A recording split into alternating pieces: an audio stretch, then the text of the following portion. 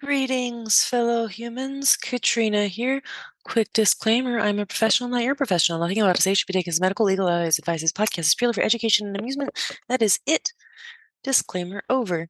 So I thought I'd talk a bit today about what I don't know about something called hypersomnolence disorder. And that can be found in the Diagnostic and Statistical Manual of Mental Disorders, my favorite book right now, the DSM-5 TR. And so on page 417, we got the diagnostic criteria for F51.11, which if you remember from previous episode, I mentioned those codes. And so that code is actually from the ICD-10, not quite compatible with the ICD-11 because of their timing issues and the development of each of those texts.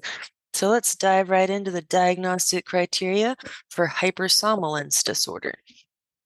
A says self-reported excessive sleepiness, so that's hypersomnolence, despite a main sleep period lasting at least 7 hours with at least one of the following symptoms. Number 1, recurrent periods of sleep or lapses into sleep within the same day. 2, a prolonged main sleep episode of more than 9 hours per day that is non-restorative, i.e. unrefreshing. Number 3, difficulty being fully awake after abrupt awakening. So those are the self-reported sleepiness with at least one of those 3 symptoms. That's A. And then B, the hypersomnolence occurs at least 3 times per week for at least 3 months. C, the hypersomnolence is accompanied by significant distress or impairment in cognitive, social, occupational, or other important areas of functioning. So that's a key criteria that comes about in many of the diagnoses, is that it actually interferes with your ability to do what you're wanting to do with your day.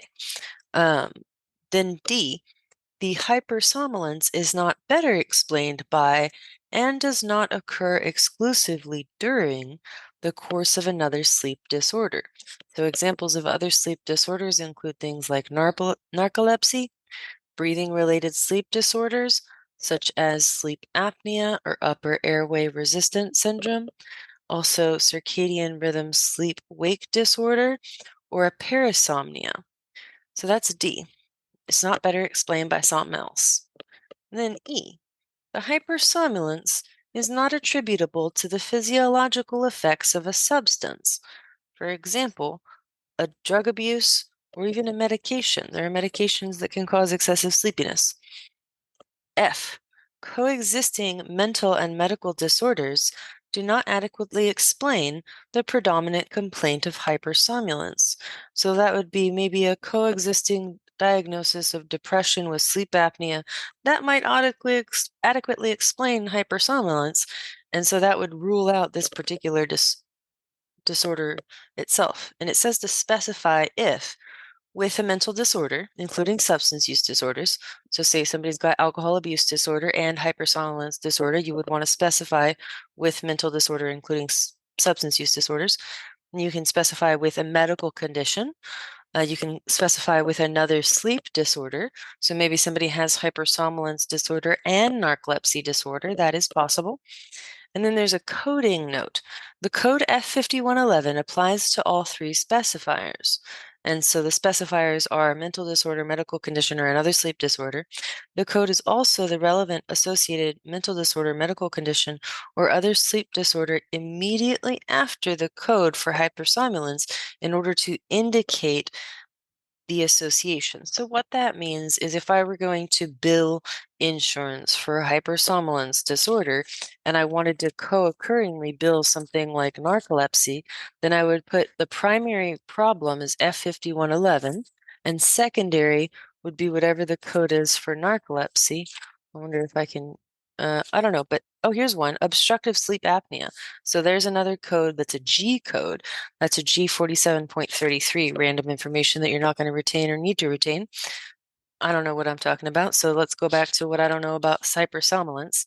And so it says to specify too if it's acute, subacute, or persistent. Let me explain what that means. Acute is if it's a duration of less than 1 month. Subacute is a duration of 1 to 3 months. And if you'll remember back to criteria B, it says that it occurs at least 3 times per week for at least 3 months. So a subacute hypersomnolence disorder would have that duration of 1 to 3 months. And then persistent, I guess that would be the full diagnosis of hypersomnolence disorder, would be a duration of more than 3 months, as indicated in the criteria. There's also the helpful specificity of severity.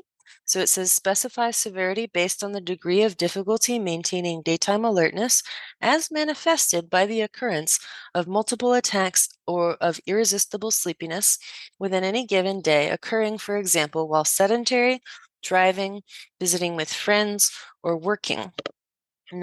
Mild specifies difficulty maintaining daytime alertness 1 to 2 days per week. So that means the other 5 or 6 days, everything's good.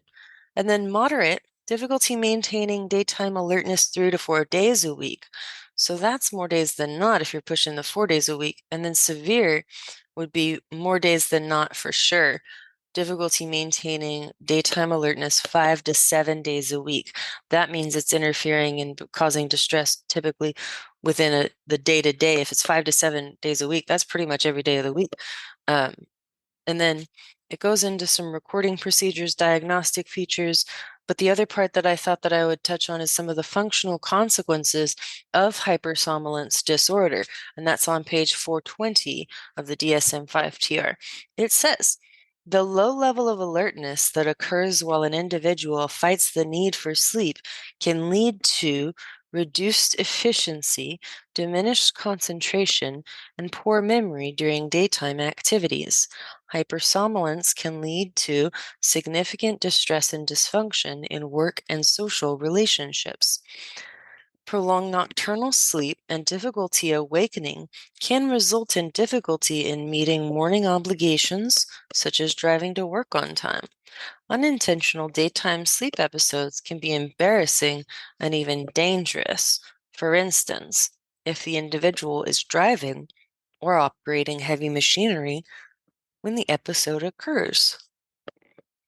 So there's some information about a differential diagnosis, and I'll just give you the highlights on that. Normative variation in sleep. So variations in what's normal for you, and what's normal for one person might not be normal than another's. But an average sleep duration of fewer than 7 hours per night strongly suggests inadequate nocturnal sleep. But if you look at what's actually average in the United States, typical adults in America get on average 6.75 hours of sleep on a weeknight.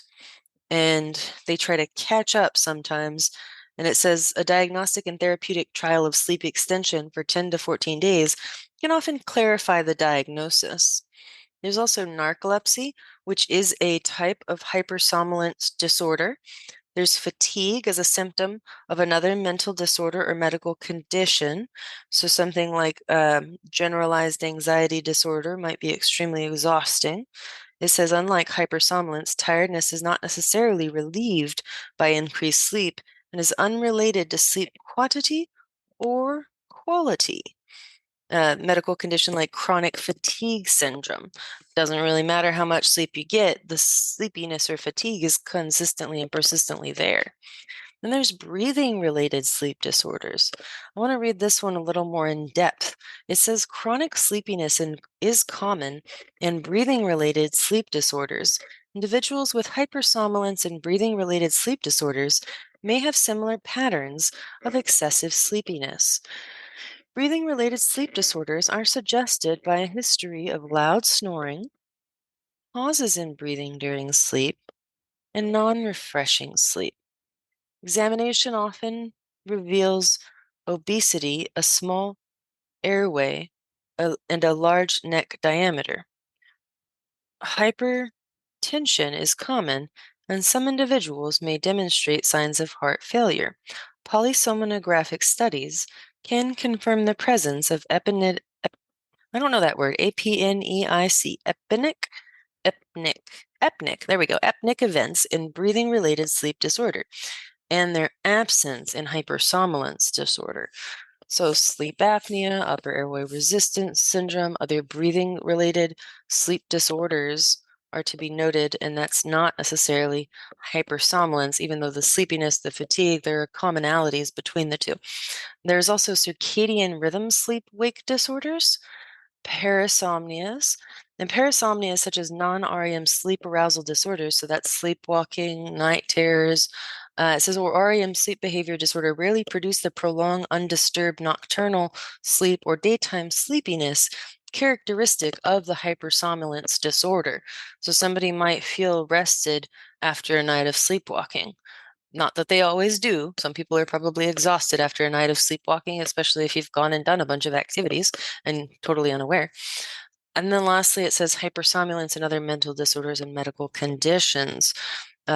Major depressive disorder, especially episodes with atypical features, medical conditions, certain cancers, multiple sclerosis. It says here, if the predominant complaint of the excessive sleepiness is adequately explained by another mental disorder or medical condition, then the additional diagnosis of hypersomnolence disorder is not warranted. So that means if you have one, you don't need the other label. However, if the hypersomnolence is not adequately explained by a comorbid mental disorder or medical condition, i.e., the severity and nature of the hypersomnolence far exceed what would be expected with a mental disorder or medical condition, an additional diagnosis of hypersomnolence is then, yes, warranted. So that's kind of the key thing to remember, is that if it's not explainable by something else, it's probably this. If it is explainable by something else, that's probably the answer. If it looks like a duck, walks like a duck, quacks like a duck, it's probably a duck, right? So I hope you enjoyed today's episode about what I don't know about hypersomnolence disorder.